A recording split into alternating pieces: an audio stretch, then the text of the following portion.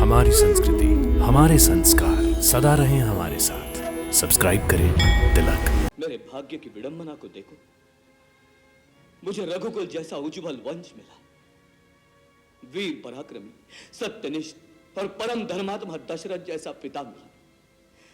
तीनों लोकों में वंदनीय श्री राम जैसा भाई मिला। और तुझ जैसी पापन, कुलनाशिनी और नीच माता के गर्भ से जन्म दिया गया।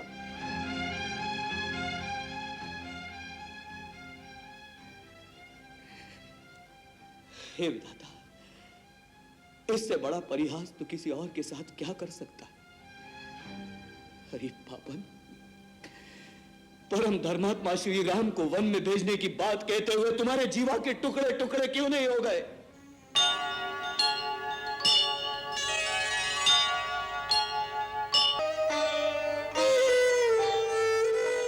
रानी, आरती सजाओ रानी। तेरा पुत्र अयोध्या का राजा भरत महल में प्रवेश कर रहा है।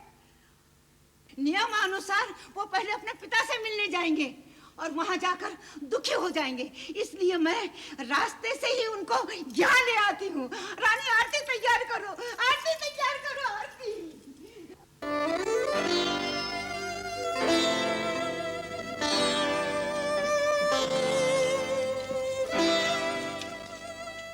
पिताश्री अपने कक्ष में भी नहीं है। क्या तुम बता सकते हो वो इस समय कहाँ है? लाल जी, भरत लाल जी, आ गए, जीते रहो, जुग जुग जी हो मेरे लाल। चलो, तुम्हारी माता ने बुलाया है, वो बहुत अधीर हो रही है तुमसे मिलने के लिए। चलो। परंतु हम पहले पिताश्री से मिलेंगे। कहाँ है वो अभी नहीं मिलेंगे। परंतु क्यों? इसीलिए तो तुम्हारी माता ने तुम्हें बुलाया है, बहुत आवश्यक काम है। चलो, तुम भी जाओ बेटा, तुम्हारी माता तुमसे मिलने के लिए बहुत अधीर हो रही है। जाओ जाओ, चलो चलो चलो, आओ बेटा, आओ आओ। जाने क्या बात है।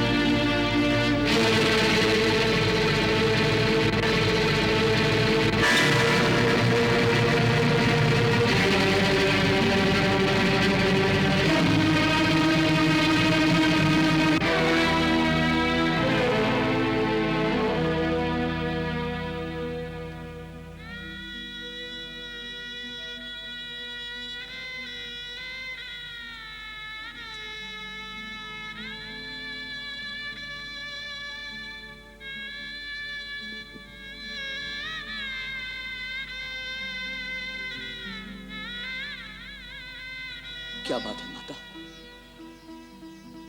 ये आज कैसे वस्त्र पहने हैं?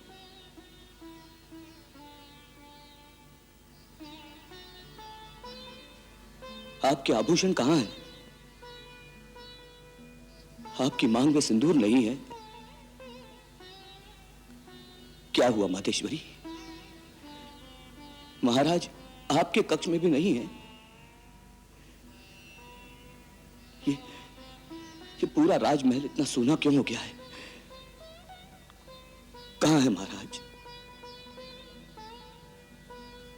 कहां है मेरे पिताश्री? बताओ माता, कहां है पिताश्री? पुत्र, संसार में जो जन्म लेता है, एक न एक दिन उसे संसार का त्याग भी करना पड़ता है। प्राण त्याग करने के बाद जो गति धर्मात्मा पुरुषों की होती है, जो परम धाम उन्हें मिलता है, तुम्हारे पिता भी उसी परम धाम को सिधार गए।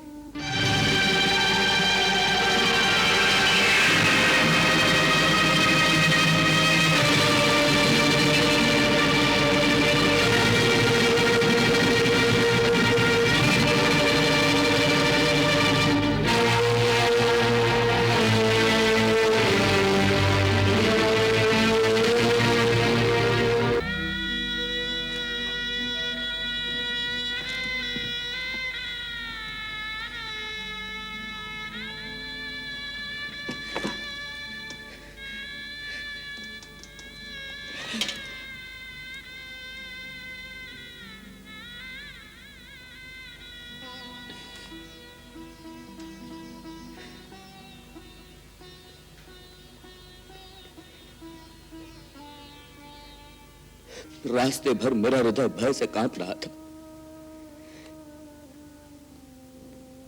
वो मेरे सारे अपशकुन, सारे दुस्वप्न सच हो ही गए, अनहोनी हो ही गई, अनहोनी हो ही गई माता।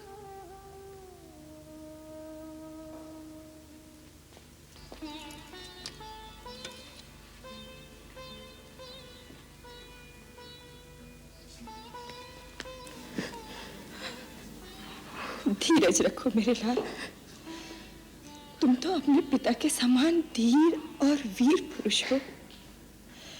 संसार में सभी प्राणियों को कभी न कभी इस नश्वर शरीर को त्यागना ही पड़ता है। ये भावी अटल है। तुम जैसे सत्पुरुष भावी के लिए शोक नहीं करते मेरे लाल। माँ, मैं कितना अभागा हूं माँ। अपने महान पिता के अंतिम दर्शन भी नहीं कर सका। पिताजी, आपने मेरी प्रतीक्षा भी नहीं की। जाने से पहले मुझे भैया राम के हाथों सौंप जाते। मां, उन्होंने जाने से पहले मुझे अवश्य पुकारा होगा। उस समय आप सब तो उनके पास थे, केवल मैं ही नहीं था। उन्होंने मुझे अवश्य याद किया होगा। बताओ मां, प्राण त्याग करते समय उनके अंतिम शब्द क्या थे? बताओ मां, बताओ उनके अंतिम शब्द क्या थे? वो अंतिम समय केवल राम को ही याद करते रहे, केवल राम को ही पुकारा। केवल राम भैया को ही पुकारा? तो क्या भैया राम भी उनके पास नहीं थे? नहीं। परंतु ऐसा क्या अकस्मात हो गया था जो भैया राम भी उनके पास नहीं पहुंच सके?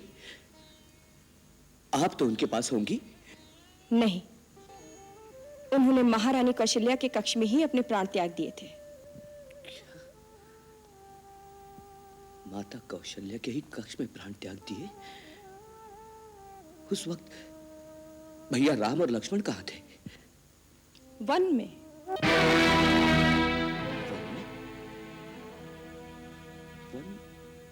वन में क्यों?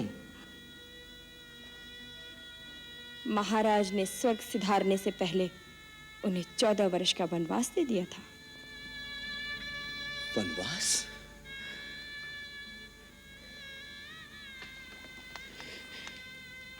भैया राम को वनवास?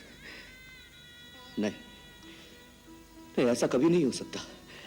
ये दंड तो भयंकर अपराधियों को दिया जाता है। मेरे राम भैया तो सत्य, धर्म और मर्यादा की मूर्ति है। फिर उन्हें यह दंड किस कारण दिया गया? बोलो माता,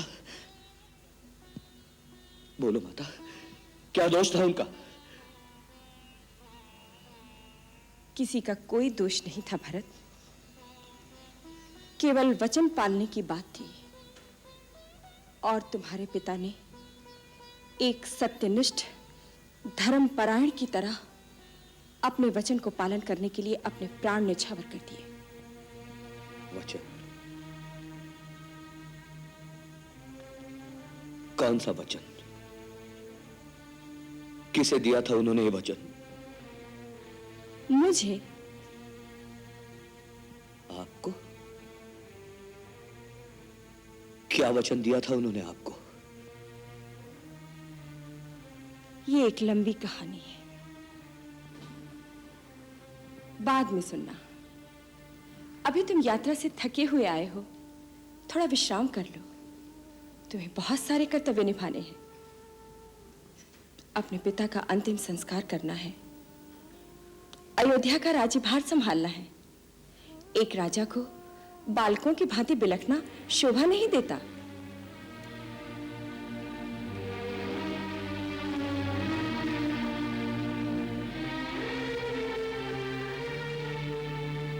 ये आंसू बहाने का समय नहीं है।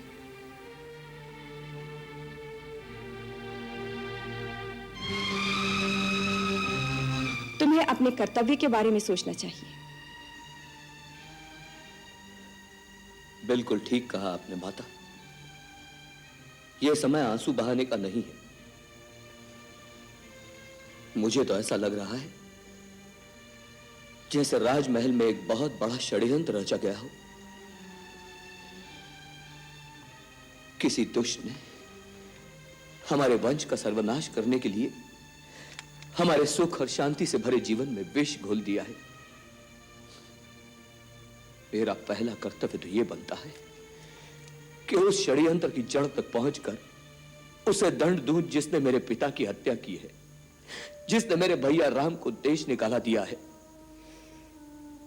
जिस पापी ने हमारे वंश पर ऐसा क्रूर आघात किया है, मैं उसे कभी जीवित नहीं छोड़ सकता, कभी जीवित नहीं छोड़ सकता।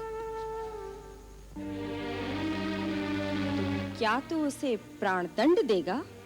अवश्य, चाहे वो स्वयं काल ही क्यों न हो।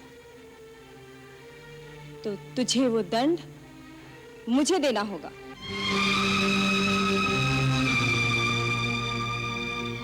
आपको? हाँ, मुझे। मैंने ही महाराज से 2 वचन मांगे थे। महाराज ने मुझे 2 वर दिए थे। कहा था जब जी चाहे मांग लेना। इधर तेरे जाने के पश्चात कौशल्या के कहने से महाराज ने राम के राज्याभिषेक के लिए निश्चय कर लिया। महारानी कौशल्या ने सोचा, कैकेयी का पुत्र भरत तो यहां है नहीं, अवसर का लाभ उठाकर अपने पुत्र को राजा क्यों न बना दे। किंतु मैंने ऐसा नहीं होने दिया। मेरे होते हुए तुझे इस राज्य से कोई भी वंचित नहीं कर सकता था। मैंने महाराज से अपने दोनों वर मांग लिए। तेरे लिए अयोध्या का राज्य और राम के लिए 14 वर्ष का वनवास।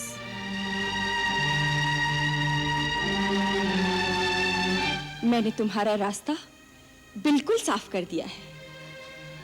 बेचारी मंथरा ने इस काम में मेरी पूरी सहायता की।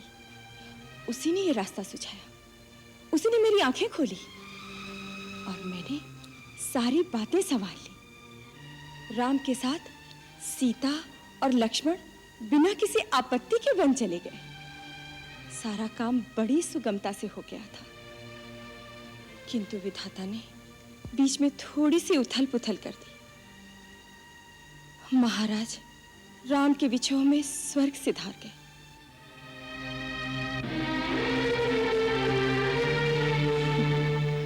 मैं जानती हूं पिता के स्वर्गवास से तुम्हें महान दुख हो रहा है। वो तो हम सबको है। महाराज तो अब लौट कर आएंगे नहीं, किंतु तुम्हें उनके वचन का पालन अवश्य करना है। उनके वचनानुसार तुम इस विशाल साम्राज्य के एक छत्र सम्राट हो। ये निष्कंटक राज तुम्हारा है। इसीलिए कहती हूं, अब धैर्य धरो और अपना राज्य सिंहासन संभालो राजन।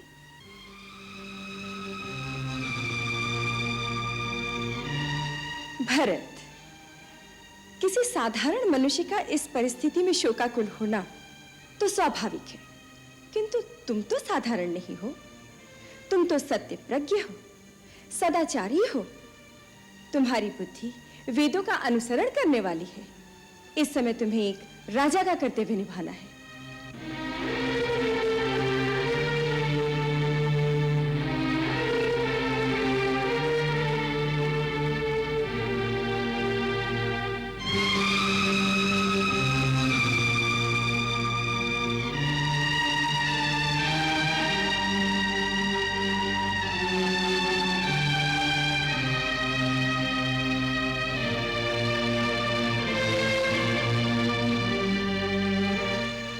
ऐसे क्यों देख रहे हो?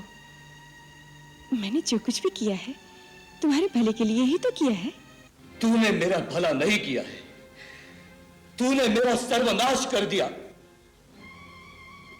इस कुकर्म से तूने मुझे रघुकुल का सबसे कलंकित पुरुष बना दिया।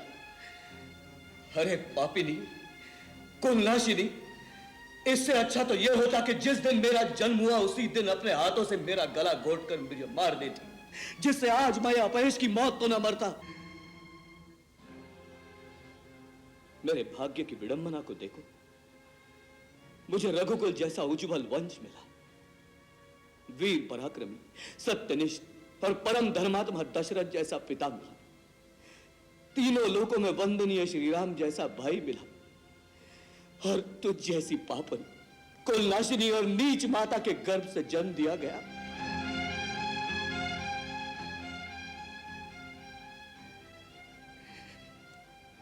हे विधाता, इससे बड़ा परिहास तो किसी और के साथ क्या कर सकता है।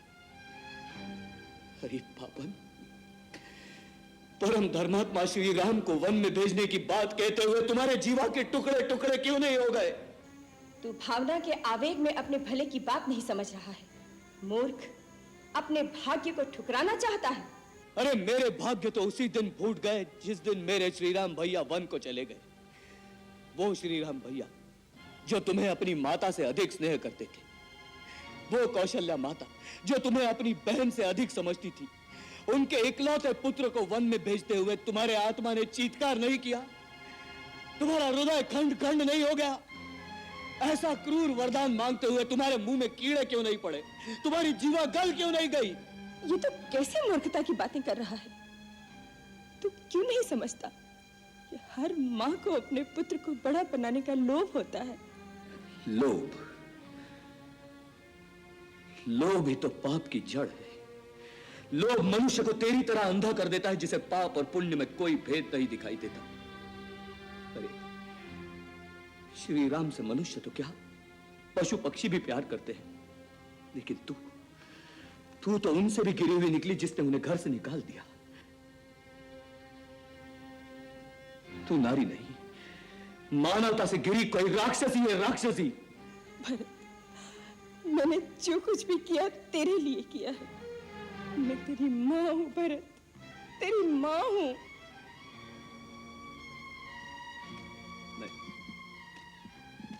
नहीं, आज के बाद तू मेरी माता नहीं। मुझे जन्म जन्मांतर तक नरक में रहना स्वीकार है, लेकिन तुझे अपनी माता कहना स्वीकार नहीं। भरत, यदि मेरी आवाज इस लोक से परलोक तक पहुंचती हो तो पिताश्री आप भी सुन ले। आज आपके इस अभागे बेटे भरत ने कैकई का त्याग कर दिया है। ना। और पिताश्री, आप मुझे आशीर्वाद दें कि आपकी इच्छा अनुसार श्री राम को वन से लाकर अयोध्या के राज सिंहासन पर बिठा सकूं। महारानी कैकई, यदि तुम स्त्री न होती तो तुम्हारे इस दुष्कर्म के लिए मैं आज अपने इन हाथों से तुम्हारे टुकड़े टुकड़े कर देता। भरत, पाप की ऐसी जीवंत मूर्ति को जीवित रहना देना भी पाप है। परंतु ऐसा करने से कहीं मेरे राम भैया मेरा परित्याग न कर दे, इसलिए विवश हूं। लेकिन आज के बाद मैं तुम्हारा यह कलंकित मुंह कभी नहीं देखूंगा, कभी नहीं देखूंगा। मेरे बेटे।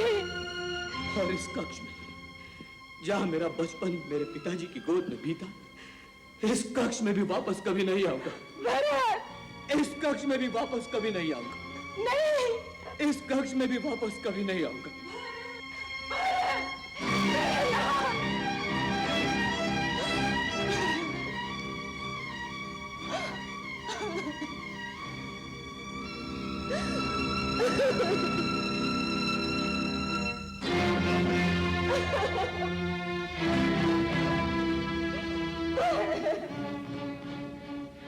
मुझे क्षमा कर दे मेरे लाल।